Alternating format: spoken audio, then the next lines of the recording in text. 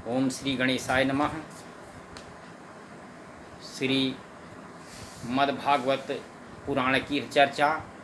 आज बृहस्पतिवार का दिन बहुत ही भाग्यशाली पुरुषों के भाग्य को बदलने वाला। इस दिन के लिए भगवान विष्णु और माता लक्ष्मी का विधिवत पूजन करिए, आराधन करिए, जाप करिए और अपने जीवन में खुशियाँ पाइए। शंकर जी भी एक ऐसे देवता हैं जो कि शंकर जगत बंधु जगदीशा, सुर नर मुनि सब नाम ही सीसा, इस प्रकार से गोस्वामी तुलसीदास जी ने रामचरितमानस में कहा है। और आज मैं श्रीमद्भागवत महापुराण का 6वां अध्याय आपके सामने रखता हूँ। आप उसका विधिवत श्रवण करें। तो सूत जी कहते हैं, सौनक जी, देवर्षि नारद के जन्म और साधन की बात सुनकर सत्यवती नंदन भगवान श्री व्यास जी ने उनसे फिर यह प्रश्न किया। श्री व्यास जी ने पूछा कि नारद जी, जब आपको ज्ञानोपदेश करने वाले महात्मा गण चले गए तब आपने क्या किया? उस समय तो आपकी अवस्था बहुत छोटी थी। स्वयंभू आपकी शेष आयु किस प्रकार व्यतीत हुई और मृत्यु के समय आपने किस विधि से अपने शरीर का परित्याग किया? देवर से काल तो सभी वस्तुओं को नष्ट कर देता है। उसने आपकी इस पूर्व कल्प की स्मृति का कैसे नाश नहीं किया? तो नारद जी कहते हैं कि मुझे ज्ञान उपदेश करने वाले महात्मा गण जब चले गए तब मैंने इस प्रकार अपना जीवन व्यतीत किया। यद्यपि उस समय मेरी अवस्था बहुत छोटी थी, मैं अपनी माँ का इकलौता लड़का था। यह तो वो स्त्री थी, दूसरे मूढ़ और तीसरे दासी थी। मुझे भी उसके सिवा और कोई सहारा नहीं था। उसने अपने को मेरे स्नेह पास में जकड़ रखा था। वह मेरे योग क्षेम की चिंता तो बहुत करती थी, परंतु पराधीन होने के कारण कुछ कर नहीं पाती थी। जैसे कठपुतली नचाने वाले की इच्छा के अनुसार ही नाचती है, वैसे ही यह सारा संसार ईश्वर के अधीन है। मैं भी अपनी माँ के स्नेह बंधन में बंधकर उस ब्राह्मण बस्ती में ही रहा। मेरी अवस्था केवल 5 वर्ष की थी। मुझे दिशा, देश और काल के संबंध में कुछ भी ज्ञान नहीं था। एक दिन की बात है, मेरी माँ गौ दूहने के लिए रात के समय घर से बाहर निकली। रास्ते में उसके पैर से सांप छू गया। उसने उस बेचारी को डस लिया। उस सांप का क्या दोष? काल की ऐसी ही प्रेरणा थी। मैंने समझा भक्तों का संगत चाहने वाले भगवान का यह भी एक अनुग्रह ही है। इसके बाद मैं उत्तर दिशा की ओर चल पड़ा। उस ओर मार्ग में मुझे अनेकों धन धान्य से संपन्न देश, नगर, गांव और अहीरों की चलती फिरती बस्तियां, खाने, खेड़े, नदी और पर्वतों के तटवर्ती पड़ाव, वाटिकाएं, वन उपवन और रंग बिरंगी धातुओं से युक्त विचित्र पर्वत दिखाई पड़े। कहीं कहीं जंगली वृक्ष थे जिनकी बड़ी बड़ी शाखाएं हाथियों ने तोड़ डाली थी। शीतल जल से भरे हुए जलाशय थे जिनमें देवताओं के काम में आने वाले कमल थे। उन पर पक्षी तरह तरह की बोली बोल रहे थे और भौंडे मंडरा रहे थे। यह सब देखता हुआ मैं आगे बढ़ा। मैं अकेला ही था। इतना लंबा मार्ग तो मैं करने में एक घोर गहन जंगल देखा। उसमें नरकट बाँस उस कीचकात थे।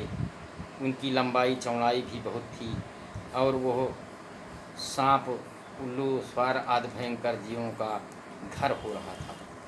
देखने में बड़ा भयानक लगता था।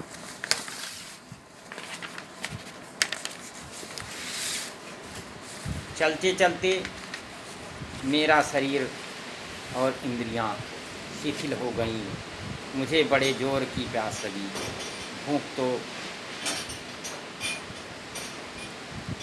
भूखा तो था ही। वहाँ एक नदी मिली। उसके कुंड में मैंने स्नान, जलपान और आचमन किया। उससे मेरी थकावट मिट गई। उस विजन जन में एक पीपल के नीचे आसन लगाकर मैं बैठ गया। उन महात्माओं से जैसा मैंने सुना था, हृदय में रहने वाले परमात्मा के उसी स्वरूप का ही मन ध्यान करने लगा।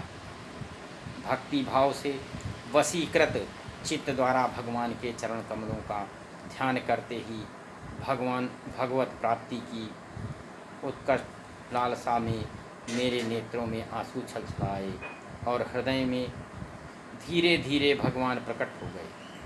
व्यास जी उस समय प्रेरणा भाव के अत्यंत उद्रेक से मेरा रोम रोम पुलकित हो उठा। हृदय अत्यंत शांत और शीतल हो गया। उस आनंद की बाढ़ में मैं ऐसा डूब गया कि मुझे अपना और ध्येय वस्तु का तनिक भी भाव न रहा। भगवान का एक अनिर्वचनीय रूप समस्त शोकों का नाश करने वाला और मन के लिए अत्यंत लुभावना था। सहसा उसे न देख मैं बहुत ही विकल हो गया और अनमनासा होकर आसन से उठ खड़ा हुआ। मैंने उस स्वरूप का दर्शन फिर करना चाहा, किंतु मन को हृदय में समाहित करके बार बार दर्शन की चेष्टा करने पर भी मैं उसे नहीं देख सका। मैं अतरत्त के समान असुर हो उठा, आतुर हो उठा। इस प्रकार निर्जन वन में मुझे प्रयत्न करते देख स्वयं भगवान ने, जो वाणी के विषय नहीं हैं, बड़ी गंभीर और मधुर वाणी से मेरे शोक को शांत करते हुए कहा कि इस जन्म में तुम मेरा दर्शन नहीं कर सकोगे।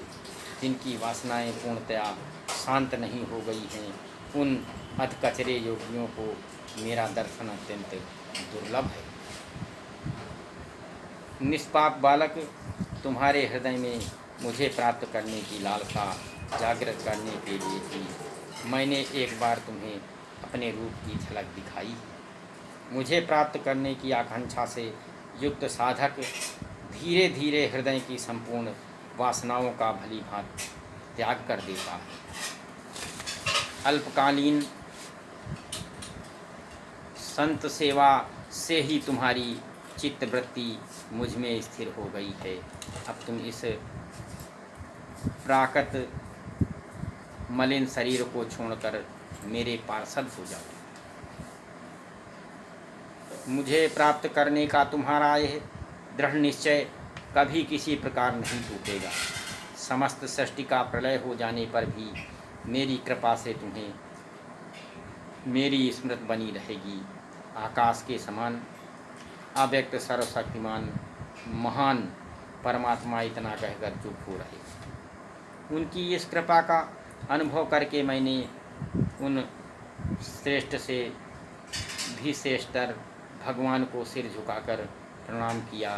तभी से मैं लज्जा संकोच छोड़कर भगवान के अत्यंत रहस्यमय और मंगलमय मधुर नामों और लीलाओं का कीर्तन और स्मरण करने लगा। स्पृहा और मदमत्सर मेरे हृदय में पहले ही निवृत्त हो चुके थे। अब मैं आनंद से काल की प्रतीक्षा करता हुआ पृथ्वी पर विचरने लगा। व्यास जी, इस प्रकार भगवान की कृपा से मेरा हृदय शुद्ध हो गया, आसक्ति मिट गई और मैं श्री कृष्ण परायण हो गया। कुछ समय बाद जैसे एकाएक बिजली कौंध जाती है, वैसे ही अपनी समय पर मेरी मृत्यु आ गई। मुझे शुद्ध भगवत पार्षद शरीर प्राप्त होने का अवसर आने पर प्रारब्ध कर्म समाप्त हो जाने के कारण 5 भौतिक शरीर नष्ट हो गए। कल्प के अंत में जिस समय भगवान नारायण एक वर्ण प्रलयकालीन समुद्र के जल में शयन करते हैं, उस समय उनके हृदय में शयन करने की इच्छा से इस सारी सृष्टि को समेटकर ब्रह्मा जी जब प्रवेश करने लगे, तब उनके श्वास के साथ मैं भी उनके हृदय में प्रवेश कर गया। एक सहस्त्र चतुर्युगी बीत जाने पर जब ब्रह्मा जगे और उन्होंने सृष्टि करने की इच्छा की, तब उनकी इंद्रियों में